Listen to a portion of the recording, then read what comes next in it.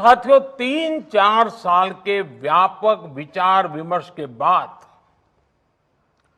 लाखों सुझावों पर लंबे मंथन के बाद राष्ट्रीय शिक्षा नीति को स्वीकृत किया गया है। आज देश भर में इसकी व्यापक चर्चा हो रही है। अलग अलग क्षेत्र के लोग, अलग अलग विचारधाराओं के लोग अपने व्यूज दे रहे हैं, राष्ट्रीय शिक्षा नीति को रिव्यू कर रहे हैं। ये एक हेल्दी डिबेट है। ये जितनी ज्यादा होगी उतना ही लाभ देश की शिक्षा व्यवस्था को मिलेगा।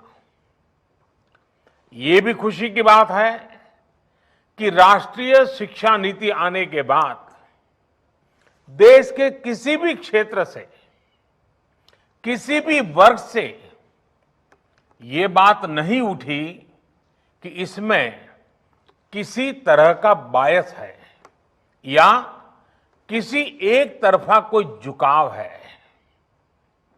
ये एक इंडिकेटर भी है कि लोग बरसों से चली आ रही एजुकेशन सिस्टम में जो बदलाव चाहते थे वो उन्हें देखने को मिले हैं।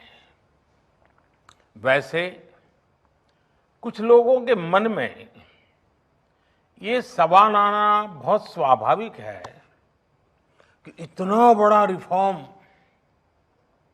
कागज पर तो कर दिया, लेकिन इसे जमीन पर कैसे उतारा जाएगा? यानी अब सबकी निगाहें इसके इम्प्लीमेंटेशन की तरफ है। इस चैलेंज को देखते हुए व्यवस्थाओं को बनाने में जहां कहीं कुछ सुधार की आवश्यकता है, वह हमें सबको मिलकर के करना है और करना ही है। आप सभी राष्ट्रीय शिक्षा नीति के इम्प्लीमेंटेशन में और उस काम में सीधे तौर पर जुड़े हैं और इसलिए आप सबकी भूमिका बहुत ज्यादा है, बहुत अहम है।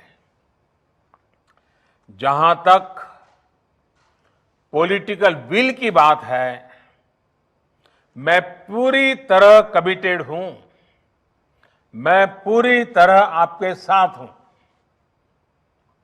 साथियों, हर देश अपनी शिक्षा व्यवस्था को अपनी नेशनल वैल्यूज के साथ जोड़ते हुए अपने नेशनल गोल्स के अनुसार रिफॉर्म्स करते हुए आगे बढ़ता है। मकसद ये होता है कि देश का एजुकेशन सिस्टम अपनी वर्तमान और आने वाली पीढ़ियों को फ्यूचर रेडी रखे, फ्यूचर रेडी करें।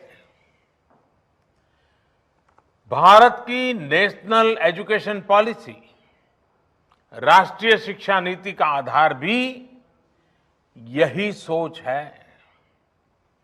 राष्ट्रीय शिक्षा नीति 21वीं सदी के भारत की, नए भारत की फाउंडेशन तैयार करने वाली है। 21वीं सदी के भारत को हमारे युवाओं और हमारे युवाओं को जिस तरह की एजुकेशन की जरूरत है, जैसी स्किल्स चाहिए, राष्ट्रीय शिक्षा नीति पर इन बातों पर विशेष फोकस है। भारत को ताकतवर बनाने के लिए,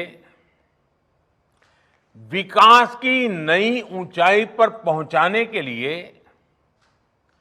भारत के नागरिकों को और सशक्त करने के लिए उन्हें ज्यादा से ज्यादा अवसरों के उपयुक्त बनाने के लिए इस एजुकेशन पॉलिसी में खास जोर दिया गया है। जब भारत का स्टूडेंट, चाहे वो नर्सरी में हो या फिर कॉलेज में साइंटिफिक तरीके से पढ़ेगा,